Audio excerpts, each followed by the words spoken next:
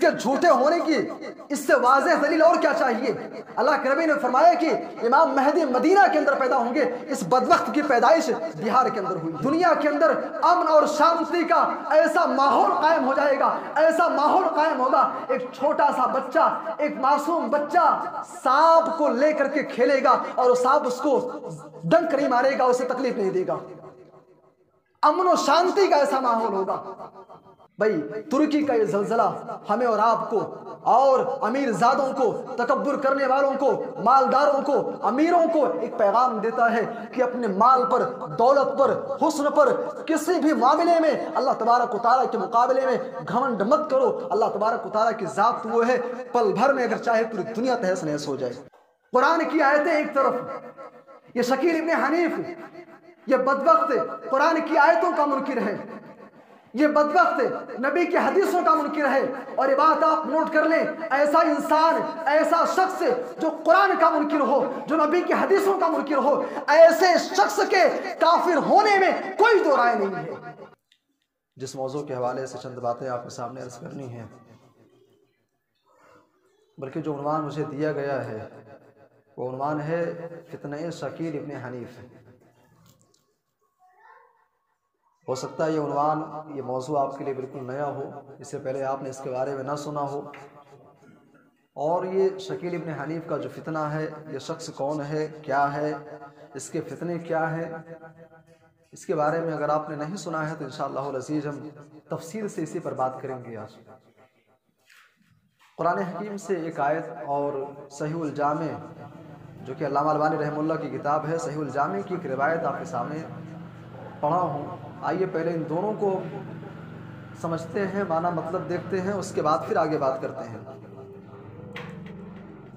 سورہ عنکبوت کے اندر اللہ تبارک و تعالیٰ نے اہل ایمان کو ایک نقطے کی بات بتلائی ہے، ایک پوائنٹ کی بات، ایک پتے کی بات، اور نقطہ اور پوائنٹ یہ ہے کہ جب آپ نے اسلام قبول کر لیا، لا الہ الا اللہ محمد رسول اللہ پڑھ کر کے جب آپ اسلام میں داخل ہو گئے ہو، تو اپنے ذہن و دماغ میں یہ چیز بیٹھا لو کہ اسلام لانے کے بعد، کلمہ لا الہ الا اللہ پڑھنے کے بعد، قرآن و سنت کا پابند ہونے کے بعد، جب تک اس دنیا کے اندر زندہ رہو گے تم کو فتنوں کا سامنا کرنا پڑے گا، مصیبتوں کا سامنا کرنا پڑے گا، بلاؤں کا سامنا کرنا پڑے گا، اور مصیبتیں اور فتنے تمہارے ایمان کو مضبوط کرنے کے لیے آئیں گے، تمہارے ایمان کو جانچنے کے لیے آئیں گے کہ تمہارا ایمان کیسا ہے۔ بھائی آپ نے بارہا سنا ہوگا فتنہ، فتنہ کیا چیز ہے؟ فتنہ جانتے ہیں؟ آپ سونار کی دکان پر جائیں گے، سونار سے بات کریں گے، بتائے گا آپ کو سونا جب وہ مٹی سے جب نکالا جاتا ہے یا کہیں سے جب سونا ملتا ہے تو اس کو ایک آکار دینے کے لیے، زیور کی شکل دینے کے لیے اس کو آگ میں ڈالا جاتا ہے، اور آگ میں پگھلا کر کے اس کو جب نکالا جاتا ہے اور اس کے بعد پھر اسے ایک نئی شکل دی جاتی ہے، زیورات کی ایک نئی شکل اسے دی جاتی ہے۔ اس پروسیس کو اور اس مرحلے کو، اسی کا نام فتنہ ہے، اسی کا نام آزمائش ہے۔ اللہ فرماتا ہے احسب الناس ان يتركوا ان يقولوا آمنا وهم لا يفتنون، اے لوگو تمہارا کیا خیال ہے کہ تم نے لا الہ الا اللہ پڑھ لیا، محمد رسول اللہ کا اقرار کر لیا، احسب الناس ان يتركوا، اے لوگو مسلمان ہونے کے بعد، اسلام قبول کرنے کے بعد کیا تم نے یہ گمان کر لیا ہے کہ تم کو یوں ہی چھوڑ دیا جائے گا، تمہیں آزمایا نہیں جائے گا، تمہیں آزمائش کے بھٹے میں تم کو جھونکا نہیں جائے گا؟ احسب الناس ان يتركوا ان يقولوا آمنا وهم لا يفتنون، اے لوگو اپنے نبی کی سیرت کا مطالعہ کر لو، صحابہ کرام کی زندگی کا مطالعہ کرو۔ اللہ کے نبی صلی اللہ علیہ وسلم نے مکہ کے اندر جب اسلام کے کلمے کو بلند کیا، مکہ کے اندر آپ کے اوپر ایسے کون سے جرم، ایسی کون سی سزائیں تھیں، اور ایسے کون سے جرائم تھے، اور ایسے کون سے عذاب تھے جس سے آپ کو دوچار نہیں کیا گیا؟ گلی سے آپ گزرتے آپ کو گالیاں دی جاتی، آپ کے اوپر کوڑے کرکٹ ڈالے جاتے، مختلف قسم سے آپ کو ستایا جاتا تھا۔ احسب الناس ان يتركوا ان يقولوا آمنا وهم لا يفتنون۔ اے لوگو صحابہ کرام کی زندگی کا مطالعہ کر لو۔ اسلام لانے کے بعد عثمان غنی رضی اللہ تعالیٰ عنہ، اسلام لانے کے بعد بلال حبشی رضی اللہ تعالیٰ عنہ، سمیہ، عمار اور یاسر کی سیرت کا مطالعہ کر لو۔ اسلام لانے کے بعد ان کو مختلف قسم کی سزائیں ان کو دی گئی۔ حسب الناس یترکوا ان یقولوا آمنا، اسلام لائے ہو تو مختلف قسم کے فتنوں سے تم کو گزرنا ہوگا۔ اور صحیح الجامع کی جو روایت میں نے آپ کے سامنے پڑھی ہے، اللہ کے نبی صلی اللہ علیہ وسلم کہتے ہیں قیامت کا نقشہ آپ کھینچ رہے ہیں۔ اس سے پہلے کہ وہ روایت آپ کے سامنے بیان کروں، جو چاہتا سے بخاری کی بڑی پیاری روایت ہے۔ صحابی رسول حضرت انس بن مالک رضی اللہ عنہ کہتے ہیں ایک دن ظہر کی نماز کا وقت تھا، خرج النبی صلی اللہ علیہ وسلم حین زاغت الشمس، اللہ کے نبی صلی اللہ علیہ وسلم اپنے حجرے سے باہر نکلتے ہیں۔ فصل الظہر، صحابہ موجود ہیں، مسجد نبوی کے اندر آپ نے ظہر کی نماز پڑھائی۔ ظہر کی نماز پڑھانے کے بعد جب نماز سے فارغ ہو گئے، اللہ کے نبی صلی اللہ علیہ وسلم منبر پر کھڑے ہوتے ہیں اور صحابہ سے کہتے ہیں میرے صحابہ قیامت سے ڈرو۔ آپ نے قیامت کا ذکر کیا۔ وَذَكَرَ أَنَّ بَيْنَ يَدَيْهَا أُمُورًا عَظِيمًا، اور اللہ کے نبی نے بہت ساری چیزوں کا ذکر کیا۔ اے میرے صحابہ، یہ قیامت جس کا میں نے ذکر کیا ہے، قیامت آنے سے پہلے، قیامت برپا ہونے سے پہلے اس دنیا کے اندر، اس کائنات کے اندر بہت سے فتنے رونما ہوں گے، بہت سے امور اور بہت ساری چیزیں اس دنیا کے اندر رونما ہوں گی۔ اور کون کون سی چیزیں ہیں؟ ایک حدیث کے اندر صحیح الجامع کے اندر اللہ کے نبی صلی اللہ علیہ وسلم نے ان میں سے چند کا ذکر کیا ہے۔ عن ابی ہریرہ رضی اللہ عنہ قال قال النبی صلی اللہ علیہ وسلم لا تقوم الساعة، اللہ کے نبی نے فرمایا کہ میرے صحابہ قیامت قائم نہ ہوگی، قیامت برپا نہ ہوگی، حتی یقبض العلم، یہاں تک کہ اس روئے زمین سے علم کو اٹھا لیا جائے گا۔ علماء کرام کو اللہ تبارک و تعالیٰ ایک ایک کر کے اس دنیا سے اٹھا لے گا، علماء چلے جائیں گے اور علم کا خاتمہ ہو جائے گا۔ قرآن و سنت کا جو صحیح علم ہے دھیرے دھیرے کر کے اس کا خاتمہ ہوتا چلا جائے گا۔ اس کے بعد اللہ کے نبی نے فرمایا اے میرے صحابہ لا تقوم الساعة حتى يقبض العلم وتكثر الزلازل، اے میرے صحابہ قیامت قائم نہ ہوگی یہاں تک کہ دنیا کے اندر بہت سے زلزلے آئیں گے، دنیا کے اندر زلزلوں کی بھرمار ہوگی، زلزلے خوب آئیں گے دنیا کے اندر۔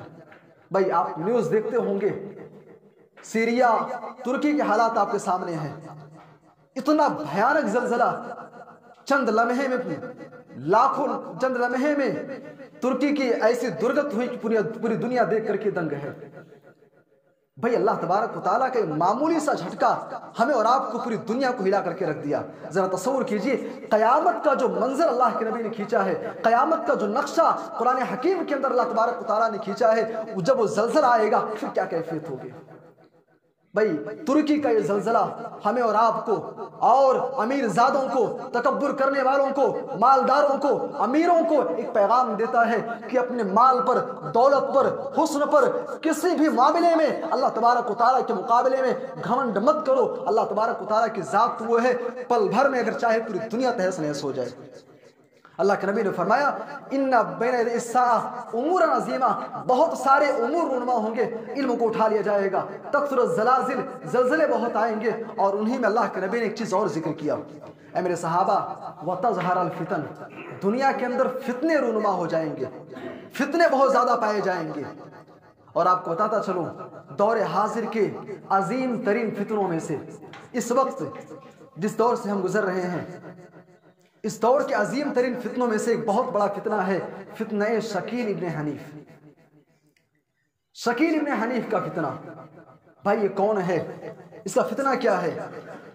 میں شارٹ میں شکیل ابن حنیف کے بارے میں آپ کو بتاتا چلوں یہ ہے کون، تاکہ بات اچھے طریقے سے آپ کے ذہن میں بیٹھ جائے۔ شکیل ابن حنیف یہ بہار کا رہنے والا ہے۔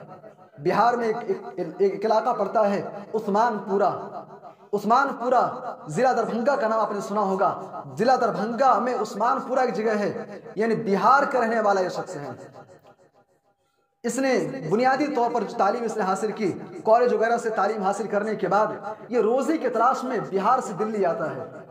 دلی آنے کے بعد کچھ دنوں تک کاروبار کیا، کام کرتا ہے، لیکن اس کے اندر اسے جتنی تڑپ اس کے اندر تھی دولت کی، اتنی انکم اسے مل نہیں پائی۔ چنانچہ اس نے ایک دین کا، آپ یوں کہہ لیجئے کہ جھوٹے لوگوں کا، مکاروں کا، اس نے ایک شاپ کی دکان اس نے کھولا اور اس نے دعویٰ یہ کیا کہ میں مہدی ہوں۔ کیا کہا؟ میں مہدی ہوں۔ اور اس کے کچھ دنوں کے بعد پھر اس نے دعویٰ کیا کہ میں عیسیٰ ابن مریم ہوں، میں مسیح ہوں، اللہ تبارک و تعالیٰ نے مجھے بھیج دیا ہے۔ یاد رہے، دو دعوے اس نے کیے، ایک تو امام مہدی ہونے کا، دوسرا دعویٰ وہ کر رہا ہے کہ میں عیسیٰ مسیح ہوں۔ یہ دعویٰ اس نے کیا۔ جب دلی کے اندر اس نے یہ دعویٰ کیا، لوگوں کو پتہ چلا، اسے مسجد کے اندر بلائے اور نبی صلی اللہ علیہ وسلم کی ساری حدیثیں اس کے سامنے ایک ایک کر کے بیان کی گئی۔ اللہ کے نبی نے مہدی کے اوصاف بیان کیے ہیں، عیسیٰ علیہ السلام کے اوصاف یہ ہیں، تیرے اندر کون سے ایسی صفت پائی جا رہی ہے جس کی بنیاد پر تو کہہ رہا ہے کہ میں مہدی ہوں۔ علماء کرام کی بڑی مجلس تھی، اسے بٹھایا گیا، بات چیت ہوئی، آدھی رات گزر گئی، اس کی زبان گنگ ہو گئی، جاہل، کذاب، جھوٹا، مکار انسان آخرکار وہاں سے شرمندہ ہوتا ہے، لوگ اسے مارتے ہیں، پیٹتے ہیں اور وہاں سے بھگا دیتے ہیں۔ کچھ دنوں کے بعد، کچھ دنوں کے لیے خاموش ہو گیا۔ کچھ دنوں کے بعد پھر اس نے اپنی ایک جماعت تیار کی۔ جماعت تیار کرنے کے بعد پھر اس نے پرچار کرنا شروع کیا کہ میں مہدی ہوں، میں عیسیٰ ابن مریم ہوں، اللہ تبارک و تعالیٰ نے مجھے بھیجا ہے۔ لوگوں کو پتہ چلا، وہاں سے بھی مارے پیٹے، اور پھر حال شکیل ابن حنیف یہ بدبخت اورنگ آباد کے اندر جا کر کے اپنا گڑھ بنائے ہوئے ہے، اپنا سینٹر اور مرکز قائم کیے ہوئے ہیں۔ اور تعجب کی بات یہ ہے، افسوس کا مقام یہ ہے کہ ہم میں سے ایک دو نہیں، ہزاروں کی تعداد میں، بلکہ سروے بتلاتا ہے، رپورٹیں بتلاتی ہیں، 20,000 کی تعداد میں نوجوانوں نے اس کے ہاتھ پر بیعت بھی کر لیا ہے۔ میرے بھائی اور دوستو، آئیے ذرا دیکھتے ہیں اس کا دعویٰ جو ہے، اس دعوے کی حقیقت کیا ہے۔ دعوے کی حقیقت کیا ہے؟ اس نے پہلا دعویٰ کیا، ایک دعویٰ اس نے کیا کہ میں عیسیٰ ابن مریم ہوں۔ بھائی عیسیٰ علیہ السلام کون ہیں؟ ہم مسلمان ہیں، جانتے ہیں عیسیٰ علیہ السلام اللہ تبارک و تعالیٰ کے پیغمبر ہیں، اور اس اللہ کی قدرت کی نشانیوں میں سے نشانی بھی ہے۔ اللہ تبارک و تعالیٰ نے آدم علیہ السلام کو بغیر ماں اور باپ کے پیدا کیا، اور عیسیٰ علیہ السلام ہوئے ہیں جن کو اللہ تبارک و تعالیٰ نے بغیر باپ کے حضرت مریم علیہ السلام کے بطن سے پیدا کیا، بغیر باپ کے پیدا ہوئے ہیں۔ اور یہ بدبخت دعویٰ کر رہا ہے کہ میں عیسیٰ مسیح ہوں، اس کے تو باپ کا بھی پتہ ہے۔ شکیل ابن حنیف، اس کے باپ کا نام حنیف ہے، اور کہہ رہا ہے کہ میں عیسیٰ ابن مریم ہوں۔ عیسیٰ علیہ السلام بغیر باپ کے پیدا ہوئے، اور عیسیٰ علیہ السلام کے بارے میں اللہ کے نبی صلی اللہ علیہ وسلم نے قرآن کی آیتیں، نبی کی حدیثیں بتلاتی ہیں، عیسیٰ علیہ السلام نے اپنی نبوت کا دعویٰ نہیں کیا تھا۔ نبوت کا انہوں نے لوگوں سے کہلوا نہیں تھا کہ مجھے نبی مان لو۔ عیسیٰ علیہ السلام شام کے علاقے میں ان کی پیدائش ہوئی۔ اللہ کے نبی کہتے ہیں جب قیامت قریب آئے گی، اللہ تبارک و تعالیٰ نے ان کو آسمان پر زندہ اٹھا لیا ہے، قیامت قریب آئے گی تو اللہ تبارک و تعالیٰ دمشق کی ایک مسجد میں سفید مینارے کا اللہ کے نبی نے ذکر کیا ہے، اسی سفید مینارے پر عیسیٰ علیہ السلام 2 فرشتوں کی کندھے پر ہاتھ رکھ کر کے وہاں پر اتریں گے، اور اس وقت امام مہدی اس مسجد کے اندر موجود ہوں گے۔ نماز کا وقت ہوگا، امام مہدی کہیں گے چلیے نماز پڑھائیے، عیسیٰ علیہ السلام کہیں گے نماز میں نہیں پڑھاؤں گا، آپ امام ہیں، آپ پڑھائیے۔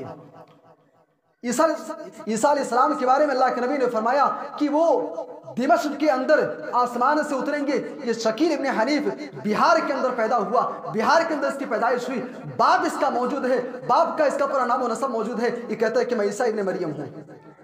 میرے بھائی اور دوستو، اور اس کا دعویٰ یہ ہے کہ میں امام مہدی ہوں۔ امام مہدی کا دعویٰ کرتا ہے۔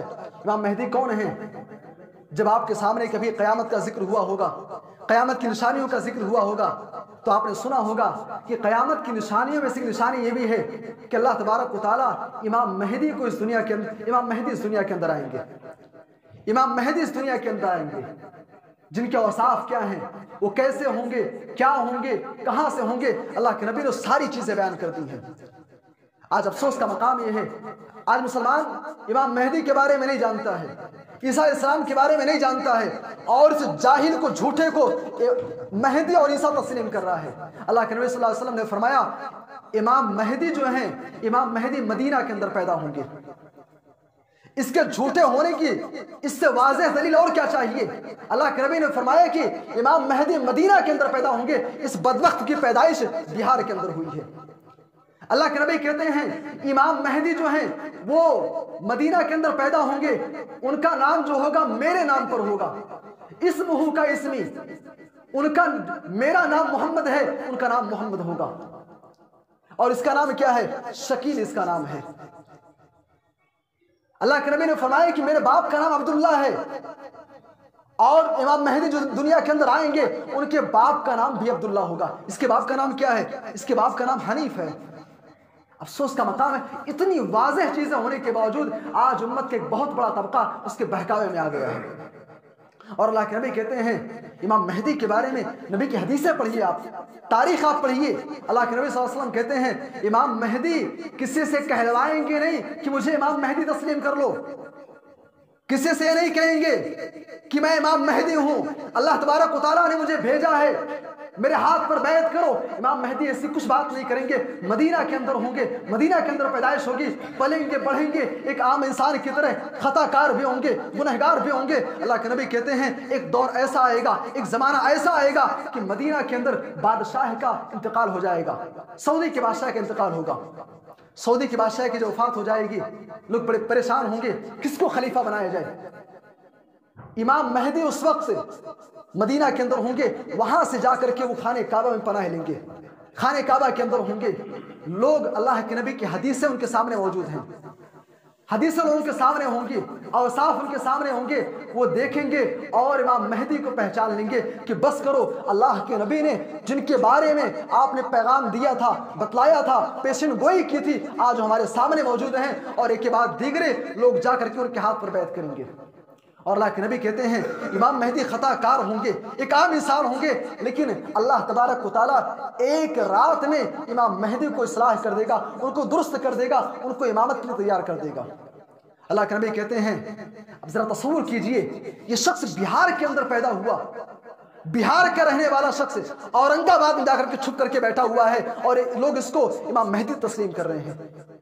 میرے بھائی اور دوستو، اللہ کے نبی صلی اللہ علیہ وسلم امام مہدی کے بارے میں آپ نے ایک بات یہ بھی ذکر کی ہے، اللہ کے نبی نے فرمایا کہ میرے خاندان سے، میرے اہل بیت سے قیامت کے قریب ایک شخص نکلے گا، امام مہدی فاطمہ کی اولاد سے ہوں گے، اور فاطمہ کی اولاد میں ان کے بیٹے حسین ہیں، حسن ہیں، ان کے اولاد میں سے حضرت حسن رضی اللہ تعالیٰ عنہ کی نسل سے ہوں گے، ان کے خاندان سے ہوں گے، اور اس کے حسب و نسب کا نسل کا کوئی پتہ نہیں۔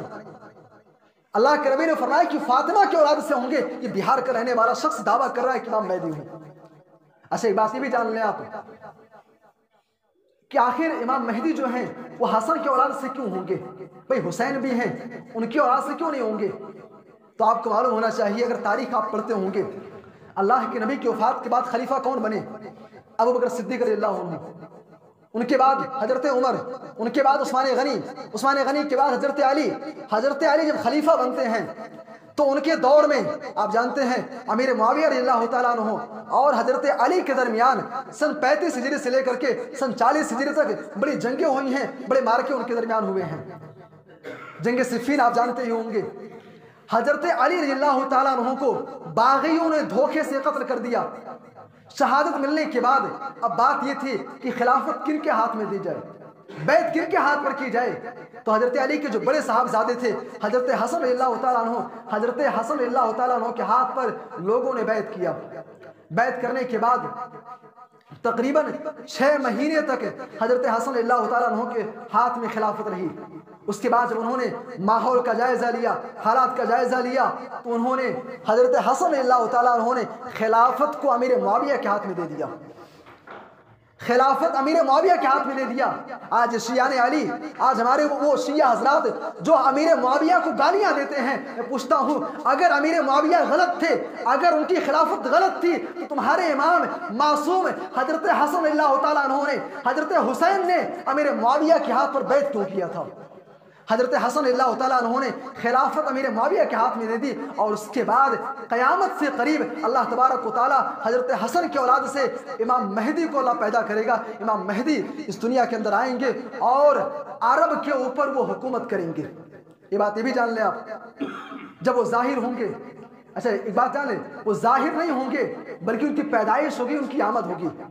عرب کے اندر پیدا ہوں گے، عرب کے اندر وہ 7 سال تک حکومت کریں گے۔ بھئی عرب پہ حکومت کریں گے۔ یہ جھوٹا کذاب بہار کے اندر پیدا ہوا، اورنگ آباد میں چھپا ہوا ہے، عرب کے لوگ اسے جانتے بھی نہیں ہیں، عرب پہ یہ حکومت کیا کرے گا؟ اگر تو مہدی ہے تو پھر یہاں کیا کر رہا ہے؟ عرب پر تیری حکومت ہونی چاہیے تھی۔ اللہ کے نبی کہتے ہیں اور وہ 7 سال تک حکومت کریں گے۔ اس کو جب سے دعویٰ کر رہا ہے، دعویٰ کرتے ہوئے اسے 20 سال گزر گئے۔ 2002 میں اس نے دعویٰ کیا تھا پہلی دفعہ، اور اس وقت 2023 سے میں اور آپ زندگی بسر کر رہے ہیں، تقریباً 20 سال گزر گئے۔ اللہ کے نبی صلی اللہ علیہ وسلم کہتے ہیں امام مہدی جب لوگ ان کے ہاتھ پر بیعت کریں گے، خلافت ان کے ہاتھ میں ہوگی، 7 سال تک وہ خلیفہ رہیں گے اور تقریباً 47 سال کی عمر میں اس دنیا سے رخصت ہو جائیں گے، 7 سال تک زندہ رہیں گے۔ اس کو 20 سال گزر گئے، نہ عرب پر اس کی کوئی حکومت اور نہ ہی اس کی امام مہدی کے حوالے سے اللہ کے نبی صلی اللہ علیہ وسلم نے فرمایا ہے 7 سال وہ زندہ رہیں گے، 20 سال اس کو گزر گئے۔ میرے بھائی اور دوستو، اتنی واضح چیزیں ہونے کے بعد، اتنی واضح دلائل ہونے کے بعد، اتنی واضح چیزیں ہونے کے باوجود آج سمجھ نہیں آ رہا ہے کہ مسلمان قوم ایسے لوگوں کے چنگل میں کیسے پھنس جا رہی ہے۔ اور ایک بات یہ بھی جان لیں، امام مہدی کے حوالے سے اللہ کے نبی صلی اللہ علیہ وسلم نے یہ بھی فرمایا کہ امام مہدی جب دنیا کے اندر آئیں گے، دنیا کے اندر ظلم و زیادتی بہت ہوگی، قتل و غارت گری عام ہوگی، دنیا ظلم سے زیادتی سے بھر جائے گی۔ جب امام مہدی اس دنیا کے اندر آئیں گے، اس دنیا کے اندر وہ آئیں گے تو دنیا کو عدل و انصاف سے بھر دیں گے۔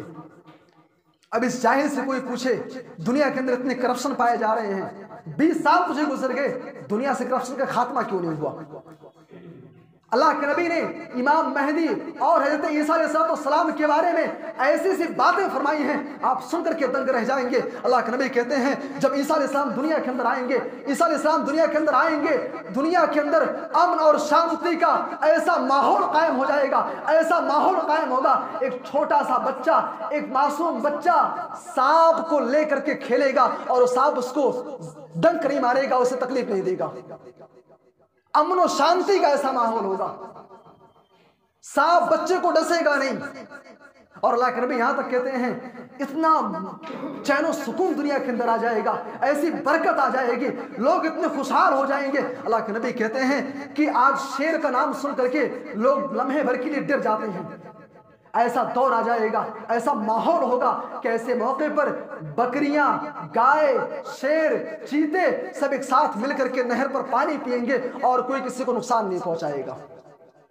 میرے بھائی اور دوستو، اتنی واضح چیزیں ہونے کے باوجود اگر کوئی شخص اس ملعون کو، اس کذاب کو، اس جھوٹے کو، شکیل ابن حنیف کو اگر امام مہدی تسلیم کرتا ہے، اگر اسے حضرت عیسیٰ علیہ السلام تسلیم کرتا ہے، میرے بھائی اور دوستو میں صاف الفاظ میں آپ کو کہہ دوں، یہ جملہ آپ نوٹ کر لیں، قرآن کی آیتیں ایک طرف، یہ شکیل ابن حنیف یہ بدبخت قرآن کی آیتوں کا منکر ہے، یہ بدبخت نبی کی حدیثوں کا منکر ہے۔ اور یہ بات آپ نوٹ کر لیں، ایسا انسان، ایسا شخص جو قرآن کا منکر ہو، جو نبی کی حدیثوں کا منکر ہو، ایسے شخص کے کافر ہونے میں کوئی دو رائے نہیں ہے۔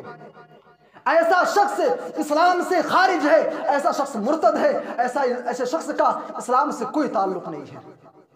اور یہ بات جان لیں، اور جو اس کے متبعین ہیں، جو اس کی باتوں کو مانتا ہے، جو اسے امام مہدی تسلیم کرتا ہے، جو اسے عیسیٰ مسیح تسلیم کرتا ہے، ایسا شخص بھی اس زمرے کے اندر شامل ہے۔ بھائی بھینس کے پیٹ سے گھوڑا پیدا نہیں ہوتا ہے، بھینس کے پیٹ سے بھینس ہی کا بچہ پیدا ہوگا۔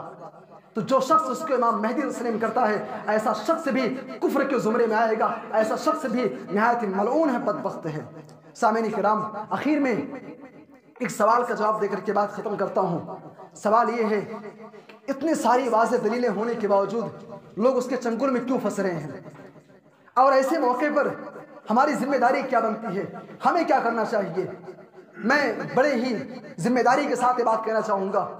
آپ سب اس محلے کے، اس مسجد کے اور اس علاقے کے آپ لوگ ماشاءاللہ بڑے اچھے لوگ ہیں، پڑھے لکھے لوگ ہیں، یہ بات آپ نوٹ کر لیں۔ پہلا کام آپ کو یہ کرنا ہے کہ اگر آپ کے سماج کے اندر ایسے لوگ آپ کو نظر آئیں یہ بات آپ جان لیں، ماشاءاللہ ان کا حلیہ جو ہے، لمبی داڑھی ہے، کرتا ہے، ٹخنے سے اوپر پیجامہ ہے، ایسا معلوم ہوگا کہ سنت کے بڑے پابند ہیں۔ ایسے لوگ اور ایسی فکر کے لوگ اگر آپ کے سماج کے اندر پائے جائیں تو ایسے لوگوں کا آپ بائیکاٹ کیجیے، ایسے لوگوں کو اپنی مسجدوں کے اندر جگہ مت دیجیے، اور اگر وہ زیادہ کوشش کرتا ہے تو علماء کرام کو بیٹھا کر کے اس سے بحث و مباحثہ کروائیے۔ یہ پہلا کام کرنا ہے کہ آپ کے سماج کے اندر ایسے لوگ جنم نہ لینے پائیں، ایسے لوگ نہ یہاں آ پائیں۔ دوسرا کام یہ کرنا ہے، یہ گمراہی اس لیے پائی جا رہی ہے کہ آج ہم علماء سے دور ہیں۔ بھائی جتنے نوجوان اس چنگل میں پھنسے ہوئے ہیں ان کو قرآن نہیں معلوم ہے، نبی کی حدیثیں نہیں معلوم ہیں، عیسیٰ مسیح کے بارے میں نہیں جانتے ہیں، امام مہدی کے بارے میں نہیں جانتے ہیں، تو ضرورت اس بات کی ہے آپ علماء سے جڑیے، علماء سے آپ جڑیے اور ان ساری چیزوں کے بارے میں آپ جانیے، قرآن کا علم اپنے پاس رکھیے، امام مہدی کون ہیں ان کے بارے میں آپ پڑھیے، ان کو سمجھیے اور ایسے لوگوں سے آپ دور رہیے۔ تیسرا کام یہ کرنا ہے کہ ایسے موقع پر آپ ایک تو یہ کہ آپ اپنے سماج سے ان کا بائیکاٹ کریں، دوسرا یہ ہے کہ ایسے لوگ اگر نظر آئیں تو آپ ایسے موقع پر قرآن و حدیث کا اپنے پاس رکھیں، اور ساتھ ہی ساتھ ایسے لوگ شکیل ابن حنیف اور اس کے مکتب فکر کے لوگ، تعجب کا مقام یہ ہے جس ضلع سے میں تعلق رکھتا ہوں، ضلع سدھارتھ نگر، میں جب اس موضوع پر مطالعہ کر رہا تھا مجھے حیرت ہوئی جان کر کے خود میرے ضلع کے اندر بھی ایسے لوگ پائے جا رہے ہیں، ایسے لوگ وہاں بھی موجود ہیں۔ میرے بھائی اور دوستو، ایسے موقع پر ہمیں چاہیے کہ ہم شکیل ابن حنیف اور اس مکتب فکر کے لوگوں سے ہم زیادہ سے زیادہ دوری بنائے رکھیں، اور اس کا جہاں تک ہو سکے تقریروں کے ذریعے سے، تحریروں کے ذریعے سے، زبانی طور پر جہاں تک ہو سکے ہم اس کا بائیکاٹ کریں اور ایسے لوگوں کی تردید کریں۔ سامعین کرام، یہ چند باتیں تھیں فتنہ شکیل ابن حنیف کے حوالے سے۔ آخر میں آئیے اللہ تبارک و تعالیٰ سے دعا کرتے ہیں کہ اے اللہ تو ہمیں اور آپ کو قرآن و حدیث کو صحیح معنوں میں سمجھنے کی توفیق عطا فرما۔ اے اللہ تو ہمیں اور آپ کو شکیل ابن حنیف اور جیسے ملعون قسم کے کذاب لوگوں سے محفوظ رکھ۔ اے اللہ تو ہمیں اپنی ایمان کی حفاظت کرنے کی توفیق عطا فرما۔ اے اللہ جب تک زندہ رکھ اسلام پر، توحید پر، ایمان و یقین پر، خاتمہ ہو تو ایمان بالخیر پر۔ آمین۔ تقبل یا رب العالمین، وآخر دعوانا الحمدللہ رب العالمین۔